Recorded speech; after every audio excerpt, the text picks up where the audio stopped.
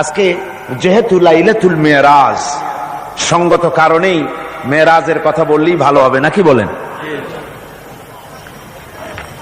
রাসূল পাক সাল্লাল্লাহু আলাইহি ওয়াসাল্লাম সহ এই পৃথিবীতে যত নবী এসেছেন সমস্ত নবীরা হচ্ছেন আল্লাহর মনোনীত, কেউ নির্বাচিত নন।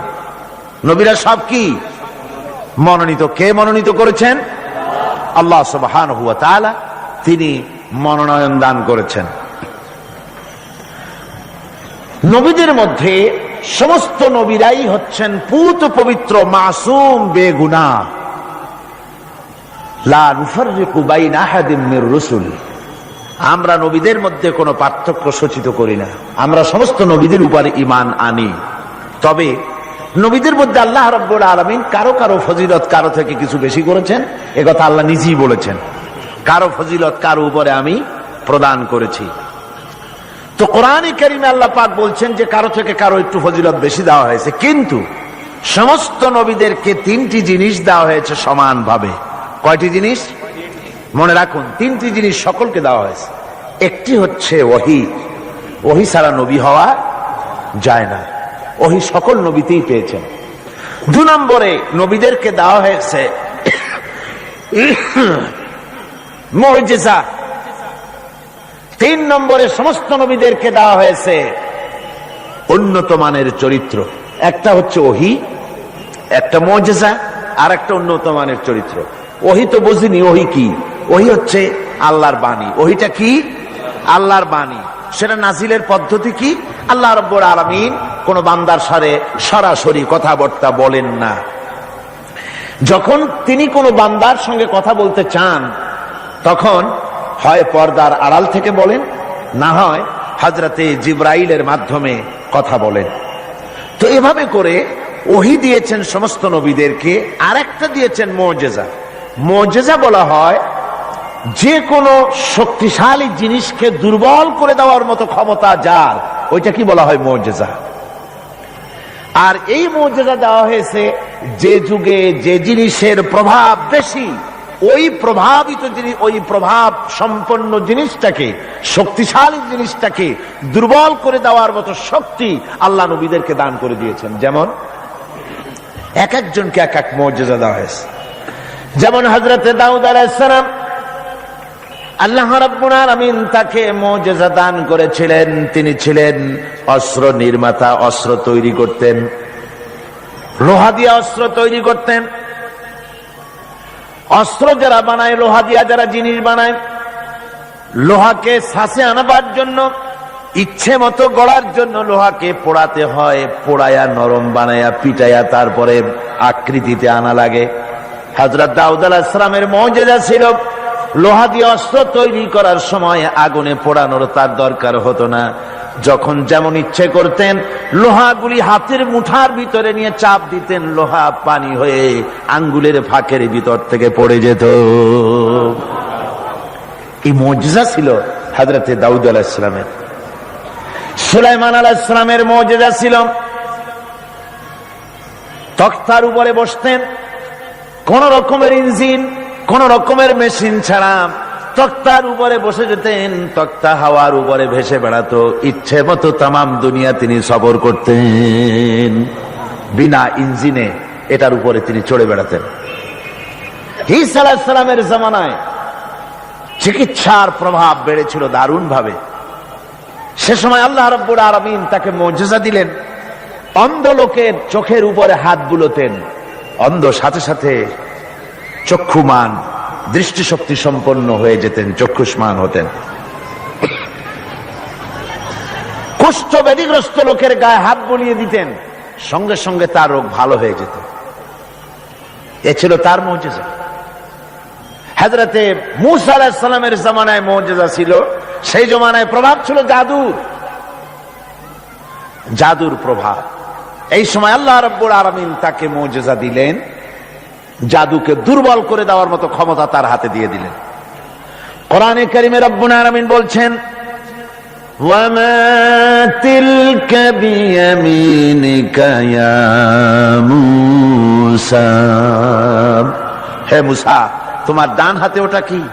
মূসা আলাইহিস সালাম বললেন, হিয়া আসায়া, এটা একটা লাঠি, এরপরে আমি ভর করে দাঁড়াই, এ দিয়ে আমি গাছের পাতা পাড়ি, ছাগল ভেড়ারে খাওয়াই, এ দিয়ে আমি ছাগল ভেড়াগুলি বন্য প্রাণী থেকে রক্ষা করি। এর উপরে মাঝে মধ্যে আমি অনেক সময় দাঁড়ায় থেকে ক্লান্ত হলে এই লাঠির উপরে ভর করে দাঁড়াই। তাছাড়াও আরো অনেক কাজ আমি এই লাঠি দিয়ে করি। প্রশ্ন হচ্ছে, আল্লাহ জিজ্ঞেস করলেন তোমার ডাইন হাতে ওটা কি? জবাব দিলেই সারে এটা একটা লাঠি, এ দিয়ে গাছের পাতা পাড়ি, ভেড়া ছাগল ঠেকাই, তারপরে আমি এর উপরে ভর করে দাঁড়াই। এত কথার দরকার কি?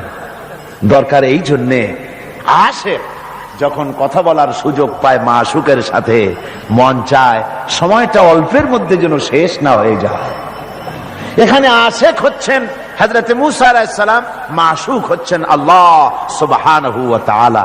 তিনি কথা বলছেন, এই কথার সুযোগটা যেন অল্পের মধ্যে শেষ না হয়ে যায়, এই জন্য সময়টাকে দীর্ঘায়িত করার জন্য মূসা আলাইহিস সালাম এ ধরনের বক্তৃতা বিবৃতি করতেছিলেন। আল্লাহ রাব্বুল আলামিন বললেন, মূসা রে, তুমি বলেছো এটা লাঠি, আর লাঠির ফজিলত তুমি বর্ণনা করেছো। এছাড়াও লাঠির মধ্যে আর একটা কুদরত আছে, তুমি জানো না? তুমি তোমার হাতের লাঠিটা ছেড়ে দাও। লাঠি তিনি ছেড়ে দিলেন, হিয়া হাইয়াতুন তাসআ, একটা বিরাট অজগর হয়ে গেল। মূসা আলাইহিস সালাম ভয় পেলেন। আল্লাহ বললেন, ভয় পেও না, খুযহা ওয়ালা তাখাফ, ভয় পেও না, এটাকে ধরো। মূসা আলাইহিস সালাম দেখলেন আল্লাহ বলতেছেন ভয় পেও না, এরপর তো ভয় করাই উচিত না। মূসা আলাইহিস সালাম ধরলেন, সাথে সাথে সাপ কি হয়ে গেল? লাঠি হয়ে গেল। আমি পুরা ঘটনা বলবো না, মুজিজার কথাটাই বলতেছি। এরপরে যখন ফেরাউন তার জাদুকরদের নিয়ে জাদুর প্রদর্শনী করলো, জাদুকরেরা তাদের হাতের কাছে যা কিছু ছিল মন্ত্রপুত করলো, সেগুলি সিংহ হলো, বাঘ হলো, সরীসৃপ হলো, মূসা আলাইহিস সালামের উপরে ঝাঁপায় পড়লো। হযরত মূসা আলাইহিস সালাম ভয় পেয়ে গেলেন।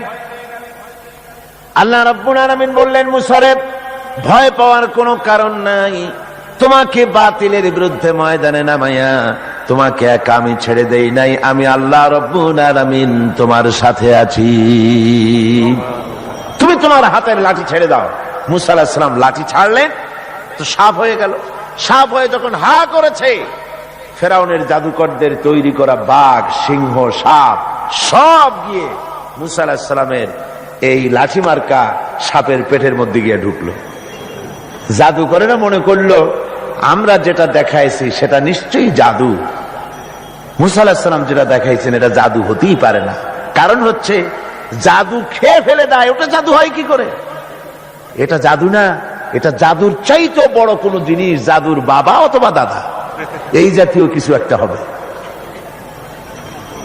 বন্ধুগণ, এর নাম মুজিজা। এর নাম কি? মুজিজা। রাসূল পাক সাল্লাল্লাহু আলাইহি ওয়াসাল্লাম যখন পৃথিবীতে আসেন, তখন ছিল সাহিত্যের প্রভাব। সাহিত্য এত প্রভাবিত, তখন প্রভাব বিস্তার করেছে যে তারা কবিতা রচনা করে করে, সাহিত্য রচনা করে করে কাবা শরীফের সাথে লটকায় দিত, চ্যালেঞ্জ করত, পারলে এইটার সাথে মোকাবেলা করো। সেই যুগে আল্লাহ পাক নাজিল করলেন কোরআন। রাসূল পাক সাল্লাল্লাহু আলাইহি ওয়াসাল্লামের জীবনে ৩০০০ মুজিজা রয়েছে। এই ৩০০০ মুজিজার ভিতরে রাসূলুল্লাহ সবচেয়ে বড় মুজিজা হচ্ছে কোরআন। কোরআনে কারীম, কোরআনের মুজিজা আল্লাহ দিয়ে দিলেন। এমন সাহিত্য আল্লাহ পাক নাজিল করলেন, সাহিত্য, কবিত্ব সবকিছু এর সামনে মাথা নত করে দিল। শুধু সেকালে নয়, সেই কালে, আজকের কালে, ভবিষ্যৎ কালে, কিয়ামত পর্যন্ত কোরআনের সাহিত্যিক মানকে উতরে যাবে, এমন সাহিত্যিকের জন্ম হয় নাই, হবেও না। সুবহানাল্লাহ। আমি বলতেছিলাম, নবীদেরকে ৩টা জিনিস দেওয়া হয়েছে সমানভাবে। ওহী দেওয়া হয়েছে, মুজিজা দেওয়া হয়েছে, উন্নত মানের চরিত্র দেওয়া হয়েছে।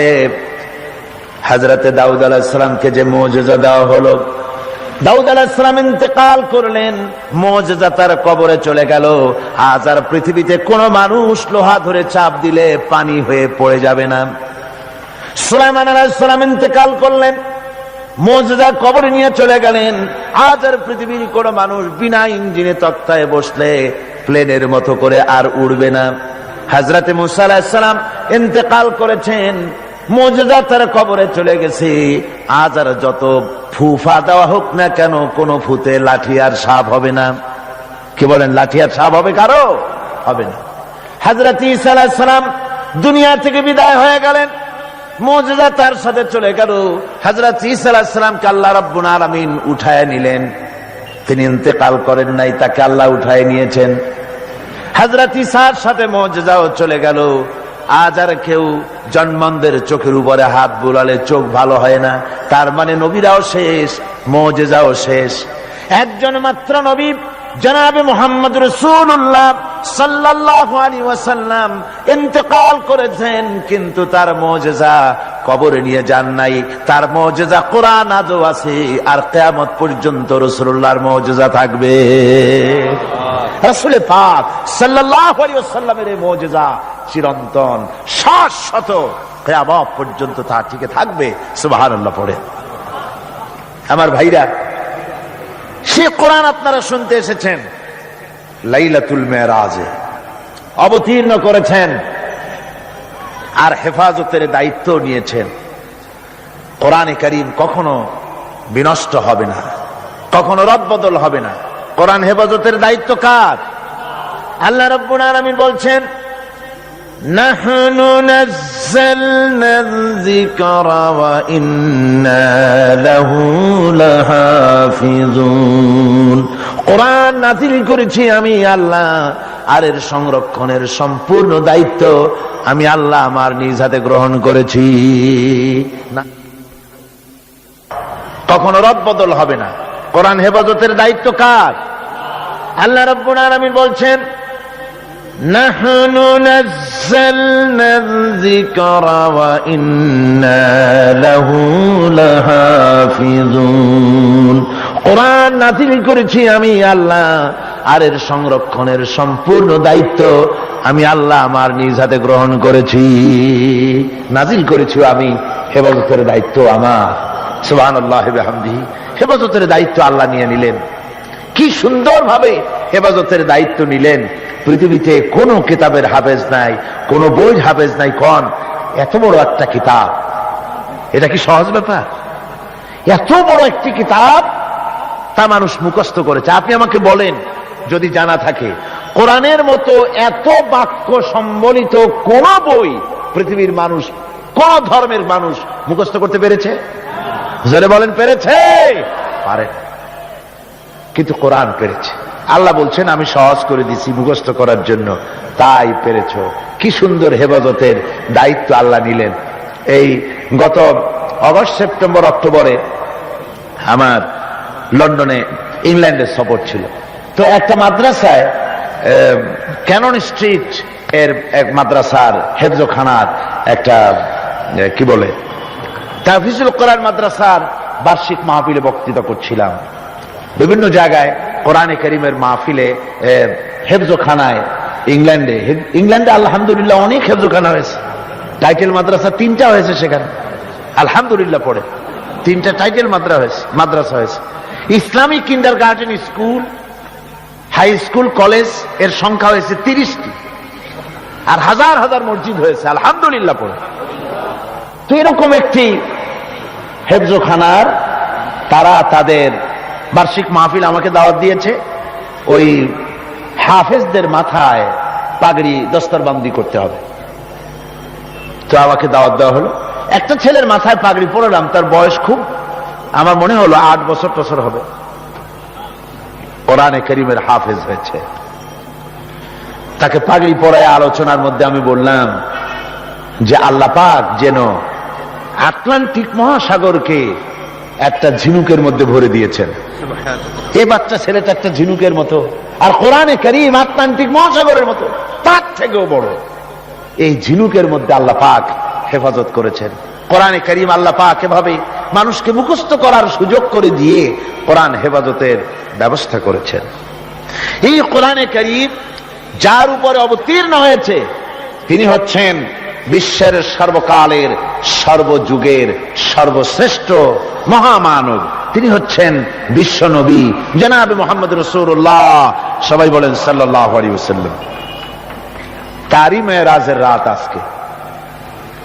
পৃথিবীর কোন পয়গম্বরের মেরাজ হয়নি, একমাত্র হুজুরের মেরাজ হয়েছে। তার কারণ হুজুরের সম্মান সবচাইতে বেশি। সবচাইতে সম্মান কার বেশি? একটু জিকির করেন জোরে সোরে, লা ইলাহা ইল্লাল্লাহ। জাযাকাল্লাহ।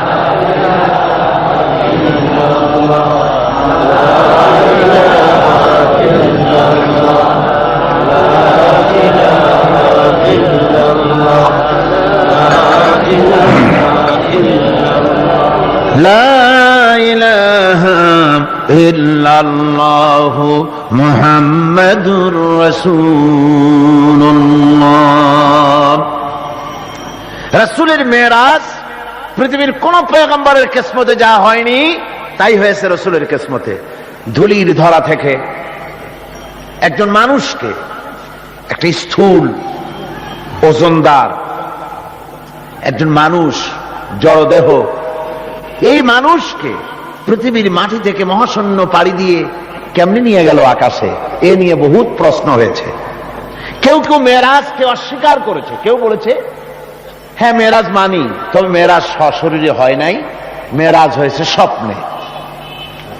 আবার কেউ বলেছেন মেরাজ হয়েছে, এটা একটা আত্মিক ব্যাপার, স্পিরিচুয়াল ব্যাপার, সশরীরে মেরাজ। অনেকে অস্বীকার করেছেন। তাদের যুক্তি হলো যে ল অফ গ্রাভিটেশন, মাধ্যাকর্ষণ শক্তি পাড়ি দিয়ে একটা স্থূল জড় শরীর, এটা উঠলো কি করে? এটা তো ওঠার কথা নয়।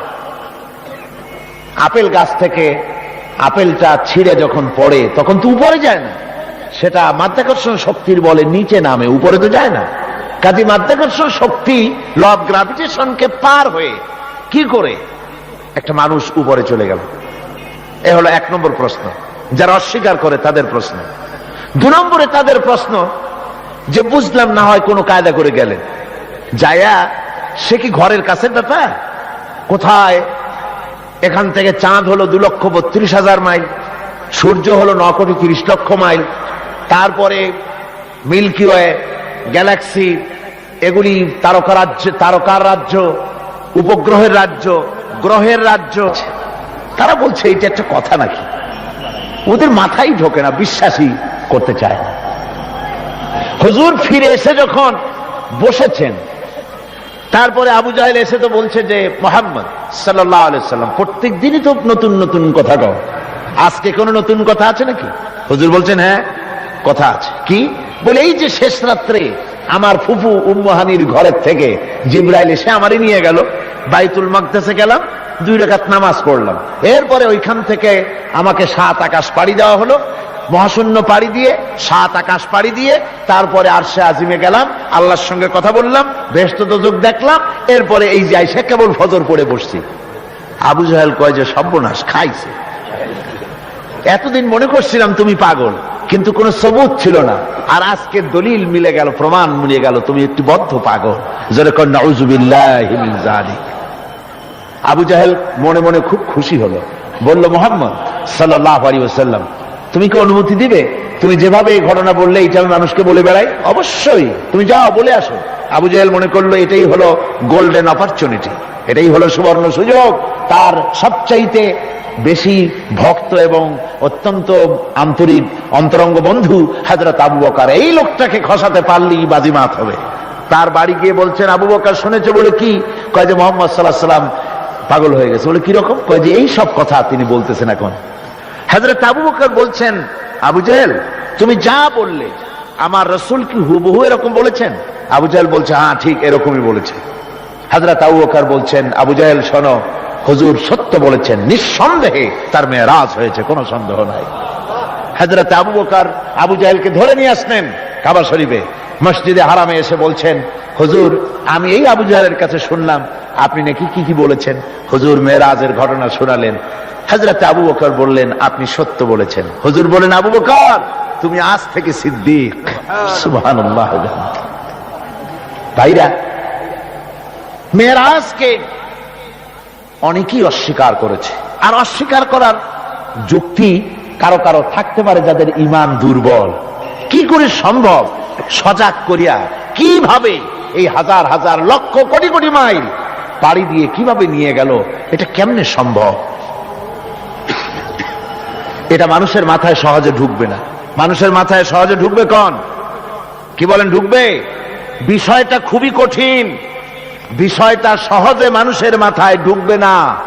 এই জন্যে ঘটনাটা যেখানে আল্লাহ শুরু করেছেন, তিনি ঘটনাটা বর্ণনা দিচ্ছেন এইভাবে, সুবহানাল্লাযী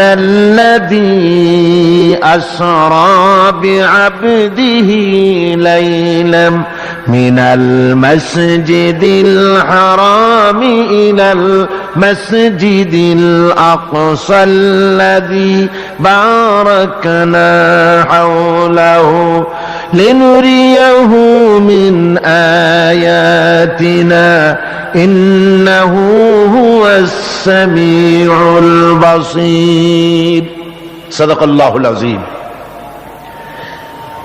ঘটনাটার বিবরণ দিচ্ছেন আল্লাহ এভাবে, শুরু করছেন সুবহানাল্লাযী আসরা বিআবদিহি, সমস্ত অক্ষমতা দুর্বলতা থেকে মুক্ত সেই মহান সত্তা যিনি তার বান্দাকে ইসরা করিয়েছেন লাইলান, লাইলান রাতের একটি অংশ, পুরা রাত লাগে নাই, রাতের একটি অংশে তার বান্দাকে তিনি ইসরা করিয়েছেন, মিনাল মসজিদিল হারাম ইলাল মসজিদিল আকসা, মসজিদে হারাম থেকে মসজিদে আকসা পর্যন্ত রাতের একটি অংশে ইসরা করিয়েছেন। রাতের ভ্রমণকে আরবিতে ইসরা বলা হয়। আর এই বাইতুল মুকাদ্দাস থেকে আরশে আজিম পর্যন্ত ভ্রমণের নাম হচ্ছে মেরাজ, সিঁড়ি। সেই সিঁড়িটা কিরকম হবে পরে বলছি। এখানে বলা হচ্ছে তোমরা তো জিনিসটাকে কঠিন মনে করো, যেটা কি করে সম্ভব, এটাকে কঠিন মনে করো, অসম্ভব মনে করো, কিন্তু কাজটা ঘটায়ছেন এমন এক সত্তা সুবহান, যিনি সমস্ত দুর্বলতা অক্ষমতা থেকে মুক্ত, মহান শক্তিশালী আল্লাহ ঘটনাটা ঘটায়ছেন। কাজী তোমাদের এই চিন্তা কেন, যেটা কি করে হলো? কাজটা কে ঘটায়ছেন? আল্লাহ সুবহানাহু ওয়া তাআলা তিনি ঘটায়ছেন। তার জন্য এগুলি কি কোনো অসম্ভব ব্যাপার? বলুন, এটা কি কোনো অসম্ভব ব্যাপার? নিশ্চয়ই কোনো অসম্ভব ব্যাপার নয়। বিজ্ঞানের দৃষ্টি দিয়ে, বৈজ্ঞানিক দৃষ্টিভঙ্গিতে এবং দর্শন দিয়ে আমি আপনাদেরকে বিষয়টা অনেকক্ষণ দৃষ্টান্ত দিতে পারবো। সে ধরনের মাল মশলা আমার কাছে মজুদ আছে, যে রাসূল পাক সাল্লাল্লাহু আলাইহি ওয়াসাল্লামকে মেরাজ হয়েছিল বিজ্ঞান এবং দর্শন দিয়ে বুঝানো যেতে পারে। কিন্তু এই যুক্তি, এই তত্ত্ব, এই তথ্যের কোন যুক্তি নাই, যেহেতু আল্লাহ নিজে বলেছেন সুবহানাল্লাযী আসরা বিআবদিহি লাইলাম মিনাল মাসজিদিল হারাম। এই ঘটনা ঘটায়ছেন তিনি, যার ক্ষমতার ভিতরে কোনো দুর্বলতা নাই, যার ক্ষমতা মুহাইয়া করতে পারে এমন ক্ষমতা কারো নাই, যিনি প্রচন্ড ক্ষমতার মালিক, অক্ষমতা তাকে স্পর্শ করে না, সেই মহান আল্লাহ এটা ঘটায়ছেন। সুতরাং যুক্তি প্রমাণের কোনো প্রয়োজন নাই, আল্লাহ নিজে বলছেন ঘটনাটা আমি ঘটাইছি। সুবহানাল্লাহ। তারপরে বলা হচ্ছে যে তিনি ফিরে এলেন, ওই যে বোরাক, হাদিস শরীফে এসেছে বোরাকে করে তাকে নেওয়া হয়েছে। তো বোরাকে করে নেওয়া হয়েছে, বোরাকটা কেমন?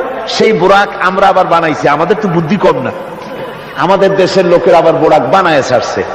ঘোড়ার মতো বডি, মানুষ মেয়ে লোকের মতো একটা মাথা, খুব সুন্দর চুপ, তারপরে চুল টুল ঝুলানো, এরকমের দুইটা ডানা আছে ঘোড়ার পিঠের উপরে, নিচে লেখা আছে হাযা বুরাকুন নবী সাল্লাল্লাহু আলাইহি ওয়াসাল্লাম। আর এইটাকে বরকতের জন্য মুসলমানেরা ঘরের মধ্যে টানায় রাখে, দেখছেন আপনারা এরকম। এরপরে আবার আরো একটা জিনিস বরকতের জন্য ইদানিং বেরিয়েছে, 15 টাকা 20 টাকা বিক্রি হয়, সুন্দর সুন্দর অফসেট পেপারে হুজুর সাল্লাল্লাহু আলাইহি ওয়াসাল্লামের পাগড়ি, হুজুর সাল্লাল্লাহু আলাইহি ওয়াসাল্লামের পায়ের জুতা, তারপরে হুজুর সাল্লাল্লাহু আলাইহি ওয়াসাল্লামের হাতের লেখা চিঠি, কই কই থেকে এগুলি সংগ্রহ করে এগুলি বিক্রি করার ব্যবস্থা করছে লোকেরা, বরকতের জন্য এগুলি রাখতেছে। হুজুর সাল্লাল্লাহু আলাইহি ওয়াসাল্লামের পাগড়ির কোন ছবি পৃথিবীর কোন মানুষের কাছে থাকার কোনো প্রমাণ নাই। সুতরাং এগুলি বাজে, এগুলি কিনে রেখে বরকতের জন্য এগুলি রাসূলকে তাওহীন করা হয়, এর দ্বারা ইজ্জত করা হয় না। রাসূলের পাগড়ি 20 টাকা দিয়ে কিনবেন আপনি? আজীব তামাশা। বোরাক বানানো হয়েছে। বোরাক হচ্ছে কি? বোরাক হচ্ছে অর্থাৎ যে জানে করে তাকে নেওয়া হয়েছিল, সেটা ছিল বোরাক বারকুন থেকে বৈদ্যুতিক শক্তি সম্পন্ন। এমন বৈদ্যুতিক শক্তি, বিদ্যুৎ তো আলো, বিদ্যুৎ কি তা আলো, আর আলোর শক্তি কত? আলোর গতি হচ্ছে প্রতি সেকেন্ডে 1,86,000 মাইল। এটা হলো আলোর গতি। আল্লাহ পাক রাসূলকে যে জানে করে নিয়েছিলেন সেটা ছিল এই ধরনের একটি প্রচন্ড গতি সম্পন্ন একটি যান। এই জানে করে আল্লাহ তাকে নিয়ে গেলেন, তারপরে তাকে ফেরত দিলেন। এসে তিনি দেখলেন যে উজু করে গেছিলেন সেই উজুর পানি তখনও গড়াচ্ছে। এটা কি করে সম্ভব? এটা সম্ভব এইভাবে সম্ভব। আমি একটা দৃষ্টান্ত শুধু দিতে বাধ্য হচ্ছি, দৃষ্টান্ত দেওয়ার কোনো প্রয়োজন পড়ে না, যেহেতু কাজটা আল্লাহ করেছেন। কাজটা কে করেছেন? বোঝার জন্য ছোট্ট একটা দৃষ্টান্ত দেই, তাহলে বুঝতে একটু সুবিধা হবে। যেমন আমাদের দেশে বিভিন্ন সময় বিভিন্ন দেশ থেকে রাষ্ট্রপ্রধানরা আসে। ওই রাষ্ট্রপ্রধানরা আসতে পরে এয়ারপোর্ট থেকে নিয়ে শুরু করে অতিথি ভবন অথবা বঙ্গভবন পর্যন্ত কয়েকটা রাস্তা গভর্নমেন্ট নিয়ন্ত্রণ করে। এই রাস্তাসমূহে ট্রাফিক চলাচল বন্ধ করে দেওয়া হয়। পত্র পত্রিকায়, রেডিও, টেলিভিশন ঘোষণা করে যে রাষ্ট্রীয় অতিথি বিমানবন্দর থেকে শুরু করে তার অতিথি ভবন পর্যন্ত না যাওয়াকালীন এই রাস্তায় সাধারণ যানবাহন চলাচল করবে না, বেলা এতটা থেকে এতটা পর্যন্ত বন্ধ থাকবে। তারপরে মেহমান চলে গেল, মেহমান নামলো, গাড়িতে উঠলো, মোটর শোভাযাত্রা সহকারে তাকে অতিথি ভবন অথবা বঙ্গভবন নিয়ে যাওয়া হলো। এরপরে স্বাভাবিক প্রক্রিয়া, আবার ট্রাফিক চলাচল শুরু হয়ে গেল। এই রাস্তাসমূহে ট্রাফিক চলাচল বন্ধ করে দেওয়া হয়। পত্র পত্রিকায়, রেডিও, টেলিভিশন ঘোষণা করে যে রাষ্ট্রীয় অতিথি বিমানবন্দর থেকে শুরু করে তার অতিথি ভবন পর্যন্ত না যাওয়াকালীন এই রাস্তায় সাধারণ যানবাহন চলাচল করবে না, বেলা এতটা থেকে এতটা পর্যন্ত বন্ধ থাকবে। তারপরে মেহমান চলে গেল, মেহমান নামলো, গাড়িতে উঠলো, মোটর শোভাযাত্রা সহকারে তাকে অতিথি ভবন অথবা বঙ্গভবন নিয়ে যাওয়া হলো। এরপরে স্বাভাবিক প্রক্রিয়া, আবার ট্রাফিক চলাচল শুরু হয়ে গেল। আমার ভাইরা, এইটা যদি পৃথিবীর সামান্য সলিমদ্দি কলিমদ্দির জন্য যদি এই ব্যবস্থা হয়, এই দুনিয়ার প্রেসিডেন্ট গুলা, এই পৃথিবীর নেতৃস্থানীয় ব্যক্তিবর্গ সলিমদ্দি কলিমদ্দি ছাড়া আর কিছুই না। আজ আছে কাল নাই, ঠিক কিনা কন? আজ আছে কাল নাই, কিন্তু এদের মাথায় সেই আকল নাই, বুঝতে চেষ্টা করে না। যেই ক্ষমতা আসে সে মনে করে বাপের বাড়ির সম্পত্তি পেয়ে গেছে, সুতরাং যত খুশি নিজের ইচ্ছে মতো শয়তানি বদমাশি চালাতেই থাকে। সেই জন্য বলছি, সলিমদ্দি কলিমদ্দি সাধারণ টাইপের মানুষ, এদের জন্য যদি ট্রাফিক চলাচল বন্ধ করে দেওয়া হয়, তাহলে কোন সাধারণ মেহমান নয়, আকাশ ও জমিনে আল্লাহর পরে সবচাইতে বড় মর্যাদা কার? রাসূলের। জোরে চিল্লায় বলতে হবে, সবচাইতে বড় মর্যাদা কার? আল্লাহর পরেই মর্যাদা। চারটিখানি কথা নয়, ভালো করে বুঝতে হবে, মাথা খাটায় বুঝতে হবে। আল্লাহর পরে সর্বশ্রেষ্ঠ মর্যাদা হচ্ছেন মুহাম্মদ রাসূলুল্লাহ সাল্লাল্লাহু আলাইহি ওয়াসাল্লাম। আল্লাহর কাছে রাসূলের চাইতে বড় মেহমান আর কি কেউ আছে? আর কেউ আছে? এই শ্রেষ্ঠ মেহমানকে দাওয়াত দিয়েছেন আল্লাহ নিজে, আরশে আজিমে দাওয়াত দিয়েছেন। এখন মেহমানকে দাওয়াত দিয়ে আল্লাহ পাক যদি বলে থাকেন যে আমার মেহমান আমার বাড়ি আসতেছে, আরশে আজিমে আসতেছে, সুতরাং পৃথিবীর আহ্নিক গতি, এর বার্ষিক গতি, এর সময়ের গতি, এর ইথারের গতি, এর অক্সিজেন, এর পৃথিবীর পরিচালনার গতি, গতিবিজ্ঞান যাকে বলা হয়, এই গতি, এই শক্তি, এই পরিচালনার শক্তি, সময়, কাল, সবটাকে আল্লাহ যদি স্টপ করে দিয়ে থাকেন, দাঁড়িয়ে থাকো জায়গায়, রাত এখন 3:45 এখানে দাঁড়িয়ে থাক, আমার মেহমান আরশে আজিম ভ্রমণ করে আমার সঙ্গে কথা বলে বেহেশত দোজখ দেখে তারপরে যখন বাড়ি যাবে, এরপরে 3:35 থেকে আবার চালু হবে। এভাবে যদি আল্লাহ সময়ের গতি বন্ধ করে দিয়ে থাকেন, তাহলে রাসূল পাক সাল্লাল্লাহু আলাইহি ওয়াসাল্লাম আরশে আজিম ভ্রমণ করে ঘরে এসে যদি দেখেন উজুর পানি তখনও গড়াচ্ছে, তা কি অসম্ভব? তা কি বিচিত্র কিছু? আদৌ বিচিত্র না। এই জন্য আল্লাহ সুবহানাহু ওয়া তাআলা বলেছেন, সুবহানাল্লাযী আসরা বিআবদিহি। দেখুন, কাজটা ঘটায়ছেন আল্লাহ পাক, তারপরে বলছেন যে তিনি তার বান্দাকে, বিআবদিহি, তার বান্দা। হুজুর সাল্লাল্লাহু আলাইহি ওয়াসাল্লামের এত বড় মর্যাদা, কিন্তু এত বড় মর্যাদা হলেও তিনি আল্লাহর সমকক্ষ নন। আল্লাহর সমকক্ষ? যেরকম আল্লাহর সমকক্ষ নিশ্চয়ই নয়। তিরমিজি শরীফের হাদিসের ভিতরে এসছে, তিরমিজি শরীফের হাদিস, এক লোক হুজুরকে বলছেন, হে রাসূল, কথা প্রসঙ্গে বলছে, আপনি যা, আল্লাহ যা ইচ্ছা করেন আর আপনি যা ইচ্ছা করেন। কথাটা ঠিক এইভাবে আসছে হাদিসে, হে রাসূল, আল্লাহ যা ইচ্ছা করেন আর আপনি যা ইচ্ছা করেন।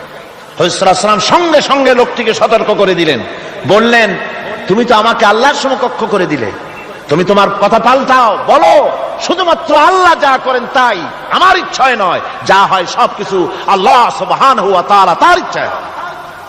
সুতরাং আল্লাহর সমকক্ষ রাসূল নন, ঘটনা ঘটাইছেন আল্লাহ, আর ঘটনাটা যাকে দিয়ে ঘটাইছেন তিনি হচ্ছেন আল্লাহর কি বান্দা, তিনি আল্লাহর কি বান্দা।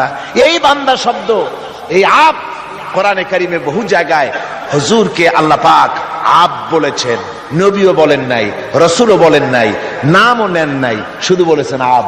এর দ্বারাই বোঝা যায় হুজুরকে আল্লাহ পাক বলেছেন। অর্থাৎ আবদিয়াতের চাইতে বড় ডিগ্রি আল্লাহর কাছে আর কিছুই নাই। নবী রাসূল গৌণ, মুখ্য হচ্ছে আব। মুখ্য কি যেরকম আব, আল্লাহর বান্দা হয়ে যাওয়া।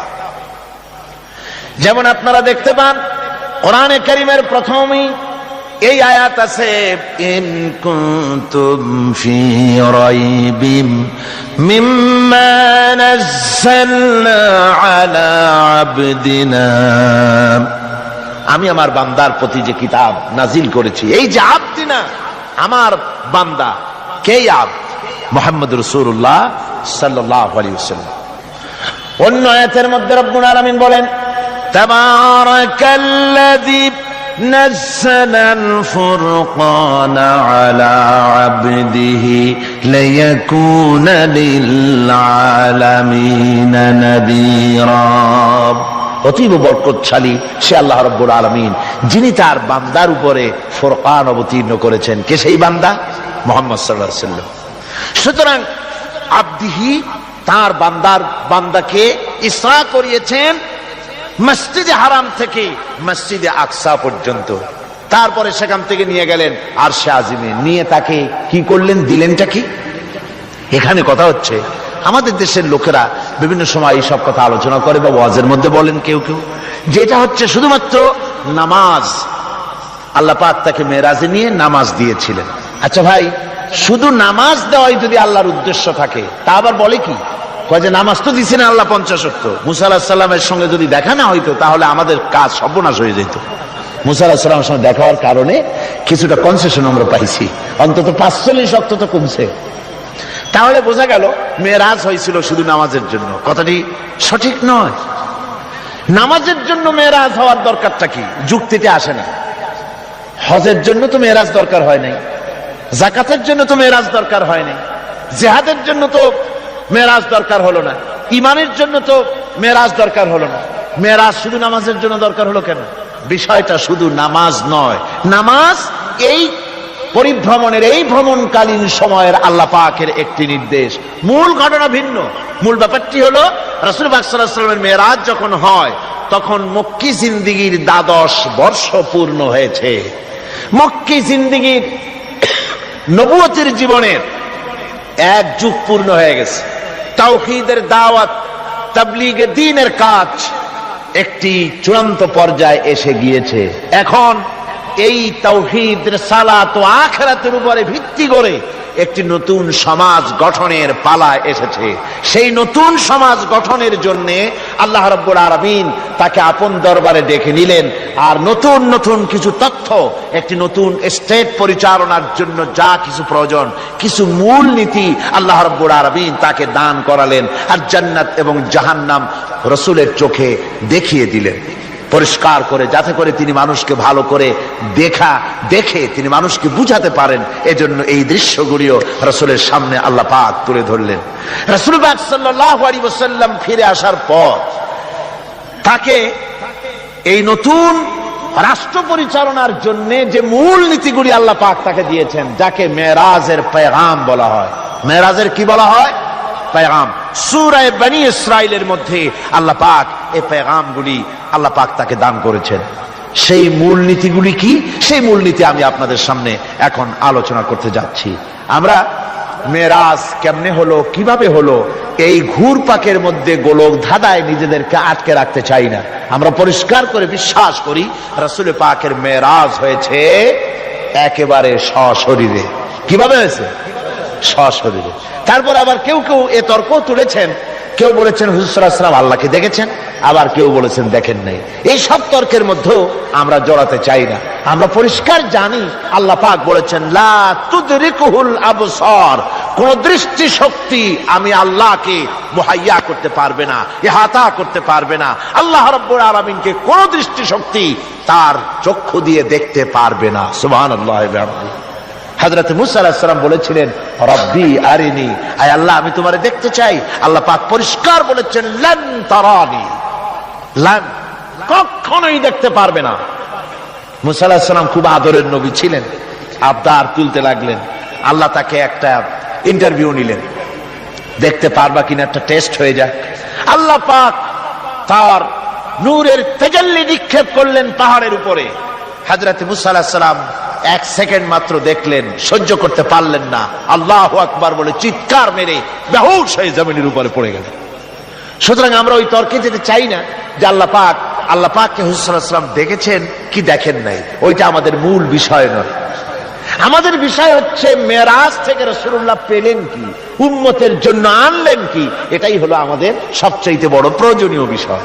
আল্লাহ পাক রাসূলকে যে জিনিসগুলি দিলেন, একটা নতুন স্টেট করতে যাচ্ছেন, ওই সময় যখন মানুষ অধিকার বঞ্চিত, যখন নারীর অধিকার নাই, যখন শ্রমিক তার শ্রমের মূল্য পায় না, কৃষক তাদের উৎপাদিত পণ্যের সঠিক দাম পায় না, নারী আর পুরুষ, নারীগুলি হয়েছে ভোগের সামগ্রী, সন্তান উৎপাদনের বিশেষ ক্ষেত্র। তারপরে মানুষে মানুষে হানাহানি, মারামারি, কাটাকাটি, অশ্লীলতা, পাপাচার, জেনা আর ব্যভিচার, সুদ, ঘুষ, এতিমকে ঠকানো, গান বাজনা ইত্যাদি দিয়ে গোটা দেশটা যখন রসাতলে, গোটা পৃথিবী যখন ত্রাহি ত্রাহি করছে মজলুম জনতা, সেই সময় ইসলামের এই নতুন স্টেটের ভিত্তি দিতে যাচ্ছেন মুহাম্মদ রাসূলুল্লাহ সাল্লাল্লাহু আলাইহি ওয়াসাল্লাম। তখন আল্লাহ পাক এই স্টেট রচনার পেছনে কতগুলি মূলনীতি আল্লাহ পাক দান করলেন। সেই মূলনীতিগুলি এখন আমি আপনাদের সামনে বলছি। আল্লাহ রাব্বুল আলামিন বলেন ওয়াকাযা রাব্বুকা আল্লা তা'বুদু ইল্লা ইয়্যাহু ওয়া বিল ওয়ালিদাইনি ইহসানা। যে রুকুটিতে এই মূলনীতিগুলি আল্লাহ পাক দিয়েছেন, সেই রুকুটা শুরু হয়েছে এভাবে যে তোমার প্রভু চূড়ান্ত ফয়সালা এই যে আল্লাহ রাব্বুল আলামিনের দাসত্ব হবে কেবলমাত্র আল্লাহর, গোলামি হবে কার? জোরে সরে বলতে হবে, গোলামি হবে কার? আল্লাহ ছাড়া আর কারো গোলামি করা যাবে না। নতুন স্টেট তৈরি করতে যাচ্ছ, প্রথম নীতি হবে, প্রথম মূলনীতি হবে স্টেটের, প্রথম থেকে নিয়ে শেষ পর্যন্ত, রাষ্ট্রপ্রধান থেকে নিয়ে প্রজা পর্যন্ত, জীবনের সকল ক্ষেত্রে সমস্ত মানুষের জন্য এটাই হলো মূলনীতি যে আল্লাহ ছাড়া কাউকে প্রভু বলে মানা যাবে না, আল্লাহ ছাড়া কারো গোলামি করা যাবে না। আর আল্লাহর পরেই মা বাপ মাতা পিতা এহসান করবে, এটা হচ্ছে আল্লাহর নির্দেশ, আল্লাহর ফয়সালা। তো প্রথম পয়েন্ট যেটা, সেটা হচ্ছে ইবাদত। প্রথম পয়েন্ট কি? ইবাদত। মূলত এই ইবাদতের জন্যই আল্লাহ পাক মানুষকে সৃষ্টি করেছেন। কোরআনে কারীম আল্লাহ বলেছেন মা খালাকতুল জিন্না ওয়াল ইনসা ইল্লা লিয়াবুদুন। আল্লাহ বলেন আমি মানব আর জিন জাতিকে সৃষ্টি করেছি শুধু আমার ইবাদতের জন্য, আর কোনো কারণে নয়। আর পৃথিবীতে যত নবী আমি পাঠিয়েছি, সমস্ত নবীরা তার কওমকে দাওয়াত দিয়েছেন ইয়া কওমি ইবুদুল্লাহা মা লাকুম মিন ইলাহিন গায়রু। আল্লাহ রাব্বুল আলামিন বলেন দুনিয়ায় যত নবী পাঠানো হলো, সমস্ত নবীরা তার জাতিকে ডেকে বলেছেন হে আমার জাতি, হে আমার কওম, এক আল্লাহর গোলামি করো, তিনি ছাড়া তোমাদের কোনো ইলাহ নাই। এই দাওয়াত সব নবীরা দিয়েছেন। আল্লাহ পাক বলেন এমন কোন জাতি নাই, এমন কোন উম্মত নাই যাদের কাছে নবী আমি পাঠাই নাই। ওয়ালাকাদ বাসনা ফি কুল্লি উম্মাতির রাসূলা আন ইবুদুল্লাহা ওয়াজতানিবুত তাগুত। আমি প্রত্যেক জাতির জন্য রাসূল প্রেরণ করেছি, আমি প্রত্যেক জাতির জন্য নবী প্রেরণ করেছি। তাদের দাওয়াত ছিল আন ইবুদুল্লাহ ওয়াজতানিবুত তাগুত, এক আল্লাহর গোলামি করো, এক আল্লাহর দাসত্ব করো, আর তাগুতকে বর্জন করো। তাগুত হচ্ছে সেই শক্তি যে শক্তি শুধু নিজেই আল্লাহর আইন অমান্য করে বসে থাকে না, বরং অন্যদেরকেও আল্লাহর আইন অমান্য করতে বাধ্য করে। যেমন মনিবের গোলামি করে তার চাকর, চাকর মনিবের আনুগত্য করে, এটাকে আরবিতে বলা হয় ইবাদত। সরকারের আনুগত্য করে জনগণ, এটা আরবিতে এই আনুগত্যটা কি ইবাদত বলা হয়। এভাবে গোটা পৃথিবীর যা কিছু আমরা দেখি আর দেখি না, সব কিছু আনুগত্য করে আল্লাহ রাব্বুল আলামিনের। কার আনুগত্য করে? চন্দ্র, সূর্য, গ্রহ, নক্ষত্র, সৌররাজি, ভূমণ্ডল, নবমণ্ডল সব গোলামি করে আল্লাহর। সুতরাং এই গোলামিকে আমরা, এটাকে ইবাদত বলা হয়। সবাই আল্লাহর আনুগত্য করছে, আল্লাহর ইবাদত করছে। সমস্ত মানুষ মনকে নরম করে বিশাল আকাশের মালিক, আমাদের হায়াতের মালিক, আমাদের মওতের মালিক, আমাদের সুখ দুঃখের মালিক, আমাদের মনিব, আমাদের রব, সর্বস্রষ্টা, সর্বশ্রেষ্ঠ মালিক মহান আল্লাহ রাব্বুল আলামিনের সামনে মাথা নিচু করে একান্ত গোলামের মতো, ভিক্ষুকের মতো, কাঙ্গালের মতো জীবনের সব দুঃখ দুর্দশা আল্লাহর কাছে বলবো। আমরা আমাদের গুনার কথা বলবো, আল্লাহর কাছে মাপ চাইবো। আল্লাহুম্মা আমিন।